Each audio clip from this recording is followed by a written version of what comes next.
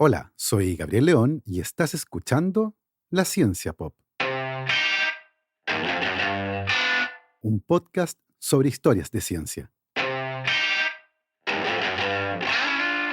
Hoy les contaré cómo nació uno de los inventos más revolucionarios de la historia, un relato que nos servirá como excusa para hablar sobre moda, la evolución de los piojos, la importancia de soñar y cómo un hombre que tuvo 24 hijos encontró tiempo para usar sus encantos vendiendo un producto que nadie podía comprar. Y les recuerdo que si les gusta este proyecto, lo pueden apoyar a través de mi página en Patreon. Para eso vayan a www.patreon.com/lacienciapop y se pueden inscribir para hacer un aporte mensual a este podcast.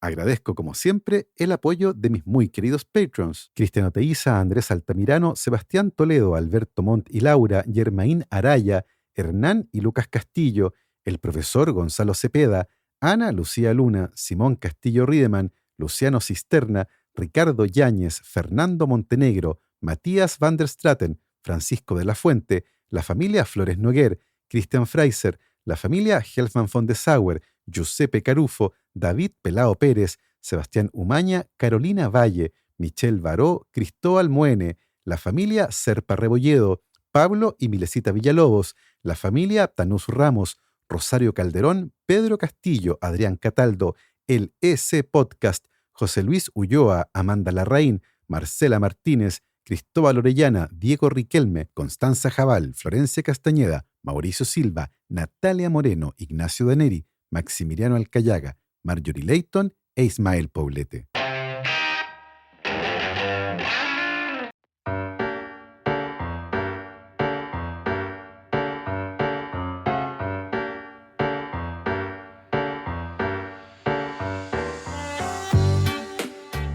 Hace un par de semanas, Carlos III fue finalmente coronado rey de Inglaterra, luego de esperar pacientemente durante años que su madre, la reina Isabel II, jubilara. Eso solo ocurrió una vez que la reina murió el 22 de septiembre de 2022, cuando tenía 96 años. Independiente de las opiniones que cada uno pueda tener sobre la realeza, se trata de un evento histórico, y la última vez que ocurrió algo así en el Reino Unido fue hace 70 años, cuando la reina Isabel II asumió el trono luego de la muerte de su padre, el rey Jorge VI. Eso ocurrió el año 1952, y por lo tanto parte importante de la población del Reino Unido jamás había visto una ceremonia de coronación, que están llenas de simbolismos y pompa.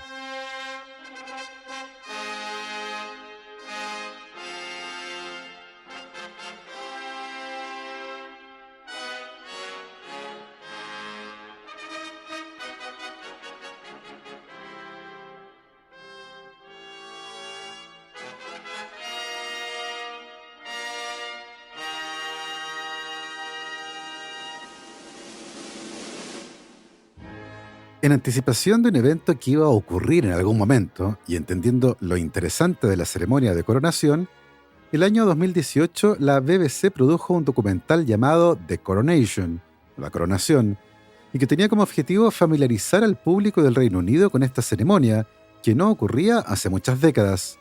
Al respecto, uno de los detalles más llamativos de esta ceremonia se vincula con las joyas de la corona británica, consideradas como la colección de joyas más valiosas del mundo y que es custodiada permanentemente en la Torre de Londres, aunque durante un breve periodo de la historia estuvieron ocultas en un lugar algo más discreto. Cuando la BBC realizó la investigación para el documental, se toparon con varias cartas que advertían que durante la Segunda Guerra Mundial, y temiendo que los nazis lograran poner sus manos sobre las joyas de la corona, el rey Jorge VI decidió esconderlas personalmente en un lugar imposible de imaginar, un lugar donde los soldados nazis jamás las pudieran encontrar. Y para esto el rey de Inglaterra necesitaba guardar las joyas de la corona en un contenedor resistente, hermético y, claro, que tuviera a mano en su casa. Así, las joyas de la corona británica terminaron dentro de una lata de galletas. La lata fue enterrada en una salida secreta del castillo de Windsor y las joyas pasaron ahí una temporada hasta que pasó el peligro. Tal cual, una humilde lata de galletas contuvo las joyas más valiosas de la historia. Ahora bien, lo que ocurre con las latas de galletas es digno de un estudio antropológico a escala global. Por alguna misteriosa razón, las latas de galletas, y en particular las de la marca Royal Dansk, se han convertido en preciadas cajas que pueden guardar casi de todo. Pero, y esto es un saber casi universal, si vamos a una casa al azar y descubrimos que en esa casa hay una caja metálica de galletas de la marca Royal Dansk y la abrimos, la posibilidad de que haya galletas dentro es casi cero. Lo más probable es que esa caja tenga dentro agujas e hilos. En hogares desde Argentina a la India, de Australia a México y de manera casi universal e inexplicable, las agujas e hilos de una casa terminarán de manera casi obligatoria dentro de una lata de galletas. Es un fenómeno tan extendido que se han escrito múltiples artículos al respecto, aunque hasta donde pude leer, no hay investigaciones formales sobre este hecho tan llamativo. Algunos expertos creen que se trata de una costumbre anterior a nuestra fiebre por lo desechable, cuando además alimentos como azúcar o galletas venían en resistentes envases de lata, herméticos para extender la vida útil de los alimentos y, claro, para evitar que las ratas se los comieran. Una vez que se terminaba lo que originalmente estuvo dentro de la lata, el envase era ideal para reciclarlo guardando otra cosa. En una época en la que todo servía para algo, las agujas e hilos que estaban esparcidos por toda la casa encontraban su nuevo hogar en la lata de galletas, el costurero de todas nuestras madres. Porque claro, no encontrar una aguja cuando se le necesita es frustrante, y también lo es encontrarla cuando no se la está buscando. Por ejemplo, cuando uno se sienta sobre una, o, como me pasó a mí, cuando pisé una aguja que por esas cosas de Newton quedó en el piso apuntando hacia arriba. Sí, eso dolió. Encontrar una aguja en un pajar es difícil, y según la tradición cristiana, es más fácil que un camello pase por el ojo de una aguja a que un rico entre en el reino de los cielos. Más allá de estas referencias culturales, las agujas han tenido un papel central en la historia de nuestra especie y están asociadas a la colonización de las zonas más inhóspitas del mundo, al desarrollo de la vestimenta, la evolución de los piojos y uno de los inventos más influyentes de la revolución industrial, uno que fue impulsado por un hombre que resolvió un problema mientras soñaba y otro que era odiado hasta por sus amigos.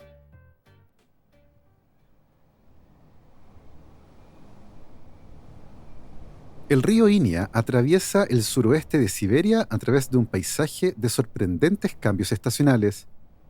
En verano, las aguas cristalinas corren entre los bosques, pero a medida que se acerca el invierno, el río se congela, las feroces tormentas de nieve cubren las montañas, las temperaturas caen violentamente, el paisaje se vuelve inhóspito y el clima se vuelve peligroso para los humanos.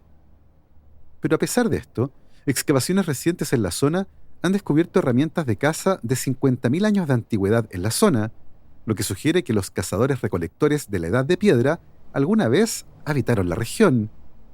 ¿Cómo pudieron sobrevivir en tales condiciones? La respuesta es que aprendieron a fabricar ropa adecuada para establecerse ahí. Como dicen los noruegos, det finnes ikke darlenvær, bare darlenklær. No existe el mal tiempo, solo la mala ropa. El año 2018, científicos que trabajaban excavando cerca del río Inia descubrieron agujas de coser fabricadas hace más de 20.000 años y que a pesar de su antigüedad son muy sofisticadas. No solo son lo suficientemente afiladas como para perforar las gruesas pieles de animales, sino que poseen un ojo de aguja, lo que habría permitido a los primeros sastres enhebrar la aguja y coser. Muchas de las agujas descubiertas no se usaban simplemente para fabricar ropa, sino que también para hacer bordados y fabricar adornos. Ya a esa altura había un sentido estético en la fabricación de ropa.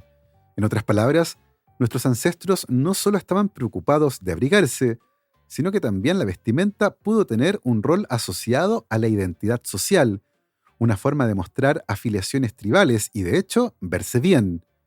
El famoso «antes muerta que sencilla» parece ser algo milenario. Ahora bien, ¿cuándo empezamos a fabricar ropa y a vestirnos? La respuesta a esta compleja pregunta proviene de una fuente inesperada: la historia evolutiva de los piojos. Resulta que existen dos especies de piojos que pueden vivir en los humanos y que se conocen como Pediculus humanus capitis, o piojo de la cabeza, y Pediculus humanus corporis, o piojo del cuerpo. Ambos son ectoparásitos humanos obligados, es decir, necesitan vivir en la parte externa de nuestros cuerpos y difieren principalmente en su hábitat. El piojo de la cabeza vive y se alimenta exclusivamente en el cuero cabelludo humano, mientras que el piojo del cuerpo se alimenta en el cuerpo humano, pero vive en la ropa. Esta diferenciación ecológica probablemente surgió cuando los miembros de nuestra especie comenzaron a usar ropa, un invento importante en la evolución humana para el cual no hay evidencia arqueológica directa. Sin embargo, el uso de la ropa debería ser contemporáneo con la aparición del piojo del cuerpo. Esa al menos es la hipótesis de un grupo de investigadores alemanes que el año 2003 estudió detalladamente el genoma de ambas especies de piojos y descubrió que se separaron en dos especies diferentes en África hace unos 70.000 años. Eso quiere decir que probablemente el uso frecuente de ropa es de aquella época, algo bastante reciente en términos históricos, y que tuvo un impacto enorme. El uso de ropa y el desarrollo de herramientas como agujas de diferentes tipos para fabricar vestimentas adecuadas para distintos climas fue fundamental para desarrollar la capacidad de nuestros ancestros para explorar el mundo y colonizar todos los rincones del planeta, incluyendo aquellos que por su clima son inhóspitos. En ese sentido, nuestra capacidad de fabricar ropa es uno de los motores de las migraciones humanas. No solo eso, la evidencia obtenida con respecto a la fabricación de agujas ofrece pistas muy interesantes sobre las capacidades cognitivas de los humanos que vivieron hace algunas decenas de miles de años. Porque claro, el proceso de producción involucrado en la fabricación y el uso de agujas implica muchos pasos. Inicialmente, nuestros ancestros tuvieron que conceptualizar la necesidad de una herramienta determinada, encontrar los materiales correctos, fabricar las agujas y el hilo para luego coser ropa. Se trata de una larga y compleja cadena de pensamientos que requiere de la combinación de diferentes elementos que hoy consideramos evidencia del tipo de cognición compleja que caracteriza a los humanos modernos. Durante miles de años, este lento proceso de fabricación de ropa permitió cubrir nuestros cuerpos desnudos y equiparnos para explorar el mundo. La ropa además cumplía con otros roles, como señalar el estatus social o la ocupación. Así, no resulta curioso que la automatización de la fabricación de ropa haya sido uno de los puntos cúlmines de la revolución industrial. Aparece el telar moderno, pero también uno de los inventos más revolucionarios e interesantes de la historia, la máquina de coser. Los historiadores de la ciencia podrían discutir durante horas sobre la simple cuestión de quién inventó la máquina de coser, y lo cierto es que, como en muchos otros casos, es casi imposible asignar esa invención a una sola persona. La historia de este invento comienza para muchos en 1755 en Londres, cuando un inmigrante alemán llamado Charles Wiesenthal patentó un tipo de aguja de coser que podía usarse para automatizar el proceso, pero solo diseñó una aguja y pasaron otros 34 años antes de que el inglés Thomas Saint patentara lo que generalmente se considera como la primera máquina de coser que eventualmente era funcional. Hago énfasis en el eventualmente, porque Saint jamás construyó la máquina, solo patentó un diseño. No solo eso, cuando un siglo más tarde se hizo un intento de producir la máquina diseñada por Saint, esta no funcionó. En fin. En 1814, el sastre austriaco Joseph Madersperger produjo una serie de máquinas de coser y recibió una patente al respecto en ese año, pero no pudo fabricar una máquina operativa y en 1839 murió intentándolo y sumido en la pobreza. Probablemente el primer intento exitoso de máquina de coser sea obra de Barthélemy Thimonier, quien en 1830 recibió una patente del gobierno francés y logró construir una máquina hecha enteramente de madera. Se dice que originalmente diseñó la máquina para hacer bordados, pero luego vio su potencial como máquina de coser. A diferencia de otros inventores, fue capaz de convencer a las autoridades de la utilidad de la máquina de coser y finalmente se le dio un contrato para construir varias máquinas y usarlas para coser los uniformes del ejército francés. En menos de 10 años, Simonier tenía una fábrica funcionando con 80 máquinas de coser, pero esto no le agradó mucho al gremio de los sastres parisinos, que temían que, si estas máquinas tenían éxito, pronto se quedarían sin trabajo. Una noche, un grupo de sastres irrumpió en la fábrica de Simonier, destruyó todas las máquinas y el inventor tuvo que salir corriendo para salvar su vida. Con un nuevo socio comenzó de nuevo, produjo una máquina mejorada y parecía listo para entrar en producción a gran escala, pero los sastres atacaron de nuevo.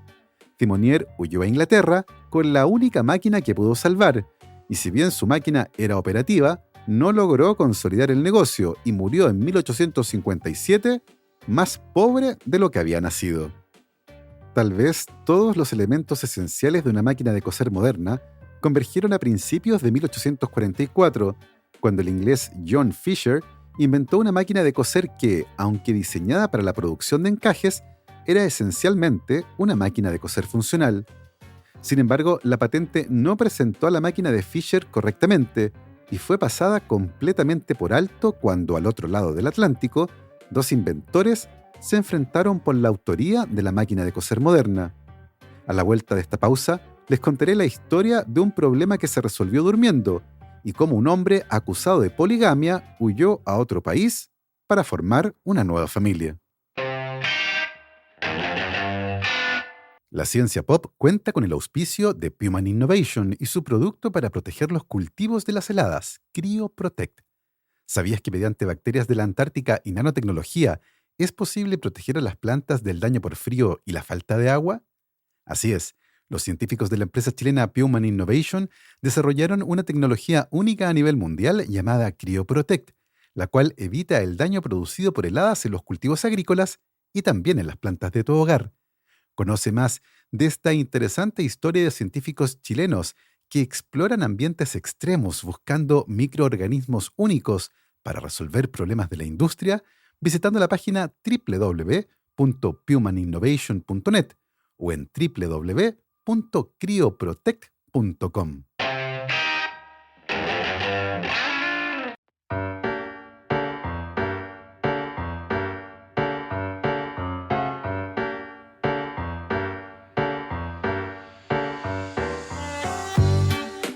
En Estados Unidos se reconoce que la primera máquina de coser funcional y que conceptualmente es similar a las máquinas modernas fue inventada por Elijah Howe.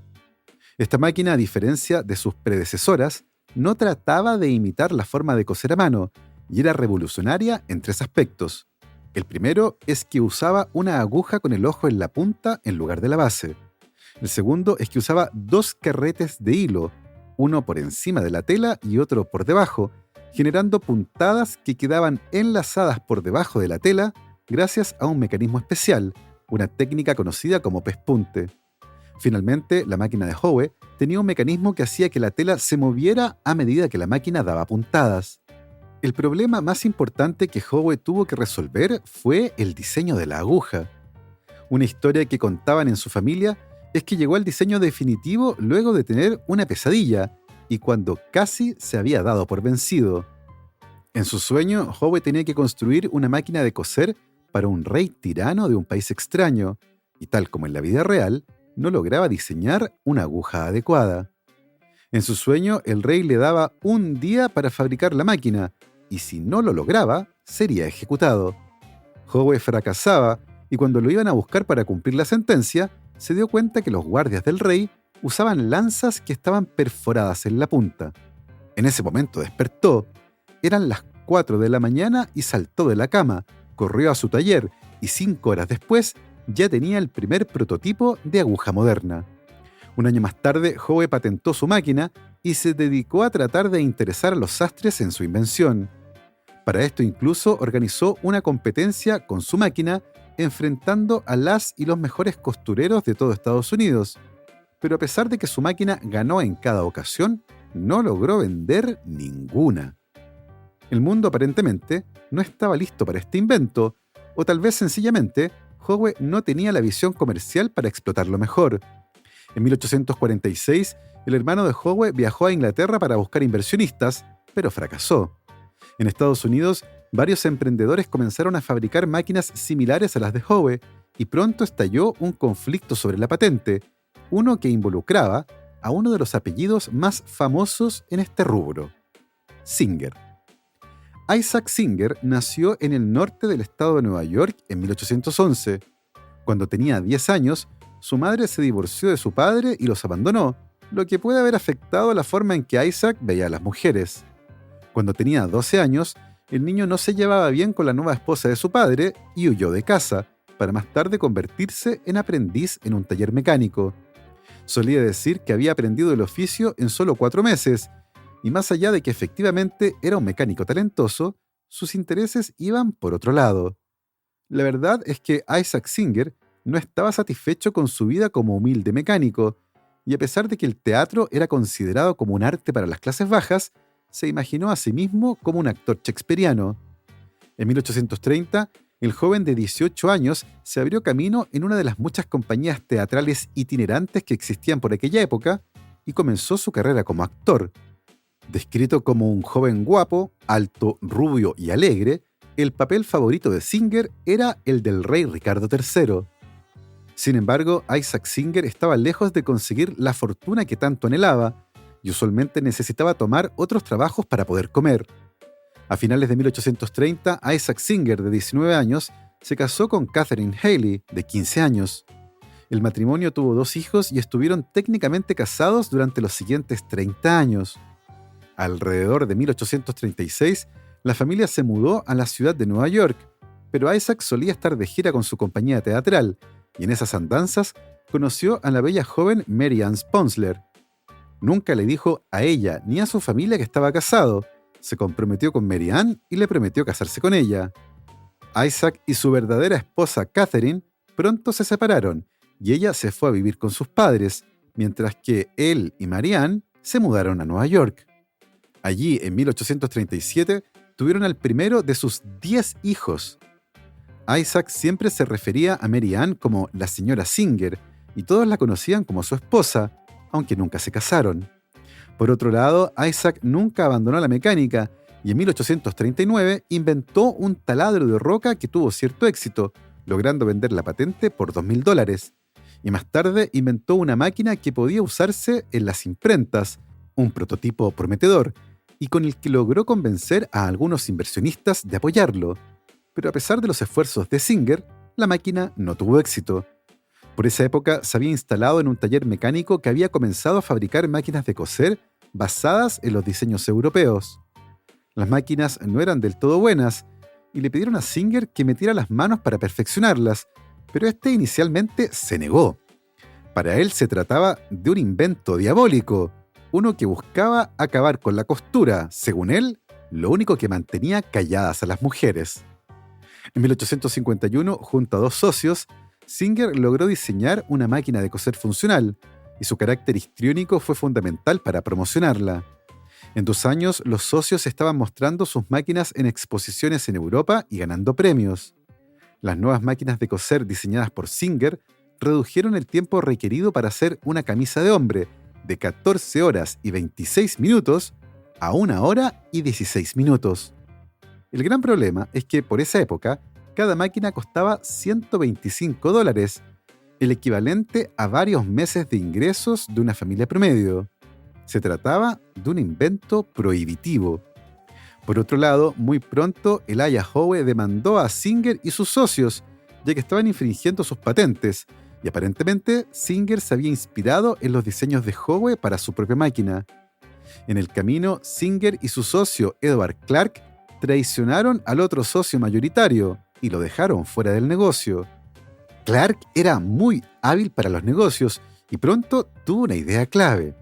Como las máquinas de coser eran tan caras, se le ocurrió que las personas pagaran solo una parte de la máquina, se la llevaran a sus casas y luego pagaran la diferencia mes a mes, agregando un extra por los intereses.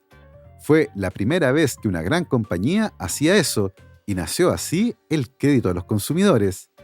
El negocio creció gradualmente, y si en 1855 la compañía Singer fabricó 883 máquinas de coser, al año siguiente fueron 2.564. Ese año, en 1856, los 3 mayores fabricantes de máquinas de coser se enfrentaron en la corte por las patentes. Uno de los abogados, viendo que el caso era casi imposible de conciliar, los reunió a todos y los convenció de agrupar y compartir sus patentes. Así se creó el primer consorcio de patentes, una técnica que más tarde se utilizó en la industria de los automóviles, las películas y las radios. Todos podrían usar las patentes de los otros, pagando al grupo $15 por cada máquina de coser que fabricaran, y luego se repartirían ese pozo. Con el carisma de Singer y las habilidades comerciales de Clark, la empresa Singer vendió 13.000 máquinas de coser en 1860 y 7 años después estaban vendiendo más de 120.000 máquinas al año. Mientras tanto, Isaac Singer se hizo rico y se volvió aún más caprichoso y excéntrico.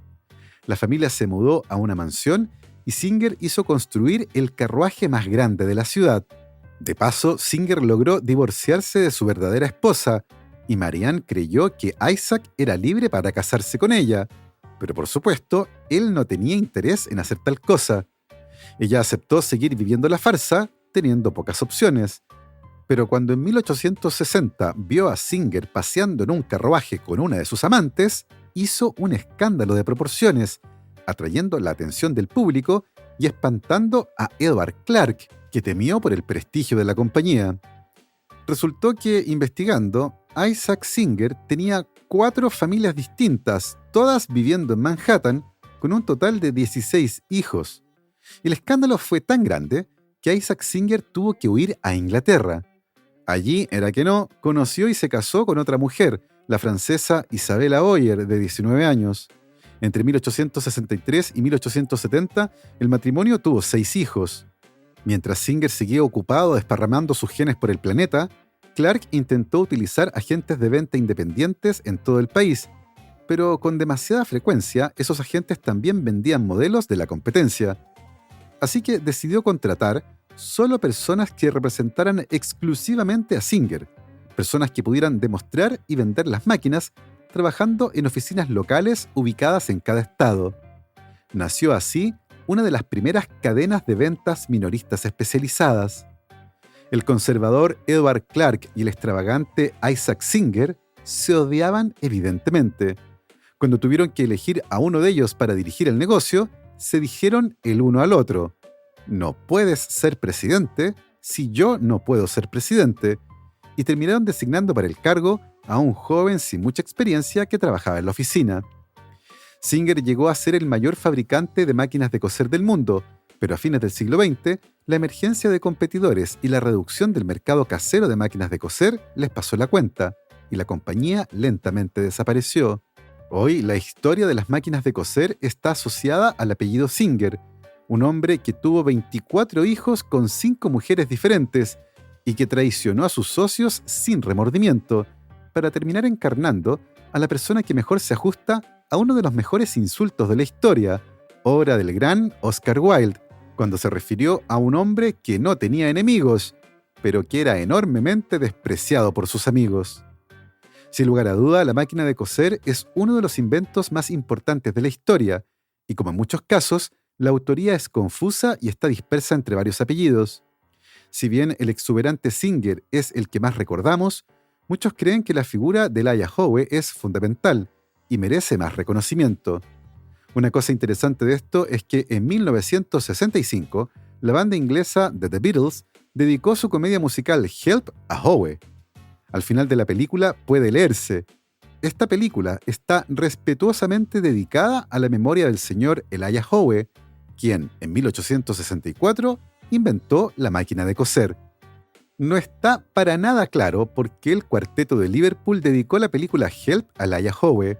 Algunos creen que es una referencia muy sutil a la forma en que Howe inventó la aguja de su máquina, ya que en la película Ringo termina rodeado por los miembros de una especie de culto que quieren sacrificarlo, como en el sueño de Howe. Eso, la verdad, parece algo rebuscado. Otros opinan que se trata sencillamente de una muestra del especial sentido del humor inglés. Personalmente creo que eso es lo más probable. Una anécdota final es que Edward Clark, el socio de Singer, invirtió parte de su fortuna en levantar un edificio de departamentos en Nueva York. Ese edificio se llama Dakota y está en Manhattan, en la esquina de la calle 72 y el lado oeste del Central Park. Desde mayo de 1973, John Lennon vivió ahí. De hecho, fue entrando a ese edificio que Mark David Chapman le disparó a Lennon el 8 de diciembre de 1980. Así hemos llegado al final de este interesantísimo recorrido por la historia de las agujas, los piojos y las máquinas de coser. Espero que la hayan disfrutado. Yo me despido como siempre agradeciendo a todos quienes dejan sus comentarios en Spotify. Los leo cada vez y estoy tratando de incorporar sus sugerencias en las historias que vienen en el futuro. Y por supuesto, agradezco como siempre el apoyo fundamental de mis muy queridos patrons. La familia Yuri Martínez, Bernardo Polak, Claudio Oyarzo y Toña, Sebastián Beche, Cirilo, Fede y Pola, la familia Calenquegrolo, Alejandra Díaz, Fernando Araya, la familia de la Cruz Morales, Alberto Pozo, Cosca y Banya, Pilar Calderón, la familia Fuentes Schonfeld, la familia T.S. Ríos, Beatriz Geldres, Martín Garrido, Luis Alberto Soto, Juan Catipillán, María Paz Domínguez, Emma y Ana Llenaro, Paula Lagos, Sandra Marras, la familia Mateluna Morán, David Saenger, María Soledad Neira, Giovanni Rosales, Olivia Artigas, la familia León Bosch, Ricardo Evia, la familia Permonti Rivera, Sergio y Jorge Pincheira Arancibia, Sergio Yuri Espinosa, Los Rojas Peredo, Felipe Palma, Mario Vicuña, Ariel Guerrero, Paola Oyarzún, Ronda Butler y Bruno Gisling. Nosotros nos volvemos a encontrar la próxima semana. Que esté muy bien, cuídense mucho, lávense las manos y que la ciencia los acompañe.